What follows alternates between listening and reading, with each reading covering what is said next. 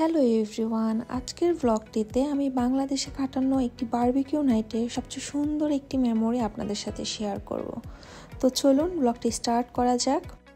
আজকে হচ্ছে একটি আস্ত খাসির বারবিকিউ হবে, তার জন্য শুরুতেই সব রকমের মশলা একসাথে মিক্সড করে খাসিটাকে সুন্দরভাবে ম্যারিনেট করে নেওয়া হচ্ছে।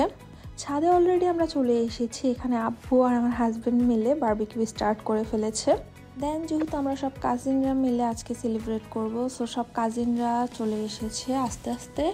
আর এর মাঝে হচ্ছে আমি একটু মেরিনেশনের অ্যাক্টিং করছিলাম, বিকজ যখন বারবিকিউ করা হয় সবাই অলমোস্ট একটা করে পিকচার তো অবশ্যই তোলে, তাই না?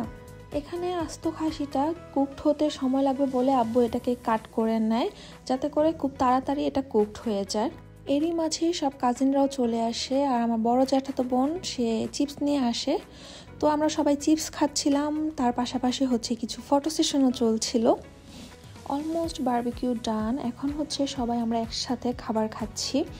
এই মুহূর্তটা খুবই ভালো লাগছিল, কারণ ছাদের মধ্যে সবাই একসাথে ছিলাম আর এত এনজয় করেছি। এখন এগুলো সব মেমোরিজ। যাই হোক, তারপর হচ্ছে আমরা একটু রাতের বেলা ঘুরতে বের হই।